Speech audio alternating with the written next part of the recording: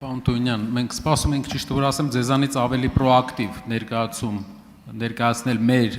երկրի ընդհանուր տնտեսական մոդելների, ապագա զարգացման,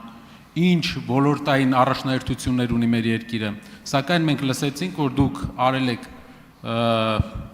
ինչ-ինչ քայլեր եւ դուք գրեթե չպատմեցիք այն ապագայի մասին, որ առաջարկում եք մեր հանրությանը, ինչ ապագա ունի մեր երկրի տնտեսությունը։ Ուշադրություն դարձնենք, որ մենք գտնվում ենք տնտեսական բարձր ցիկլում, այսինքն պղինձը պատմականորեն ամենաթանկ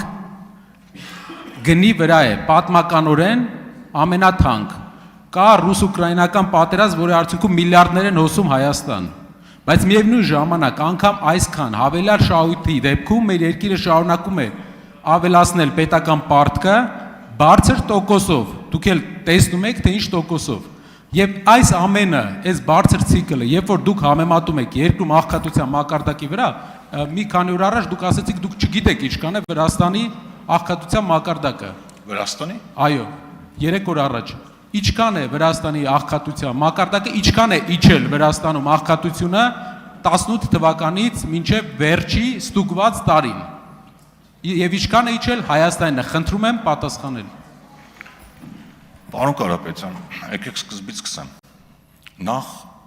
մենք քննարկում ենք հանձնաժողովի նախագահի ֆունկցիան, այսինքն այստեղ տնտեսական քաղաքականություն մշակող մարմնի ներկայացուցիչի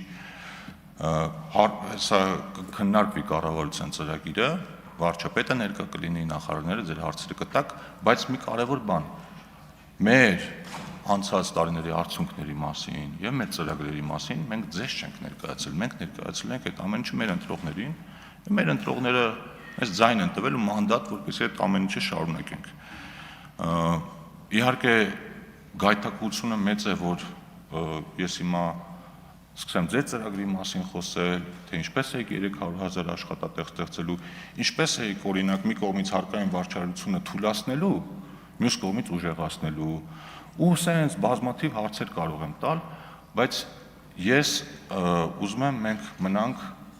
օրակարգի սահմանին, որովհետև եթե հիմա սկսեմ ես աղքատության ցուցանիշների մասին խոսել, պետական պարտքի մասին խոսել, դրանցից ամեն մեկը 1 ժամ քննարկելու առարկա է։ Ես ասացի, որ վերջին ցուցանիշներով Հայաստանի Հանրապետությունում աղքատությունը կազմել է 21.7%։ Իդեպ պարոն Ֆարմանյան, որ երեք ասում էիք Տենց լավ չի 54,000 դրամ աղքատության գիծը դարձրեք 27,000 դրամ, այդ մենք չենք դարձնում։ Այդ կա միջազգային մեթոդաբանություն, աղքատության գծերի հաշվարկման եւ դա է հիմք վերցնում, որը պարբերաբար թարմացվում է։ Բայց կարող եմ ասել, որ օրինակ Ջինի գործակիցը բավականին բարելավել է, այսինքն աղքատների եւ հարուստների միջև տարբերությունը էապես նվազել է։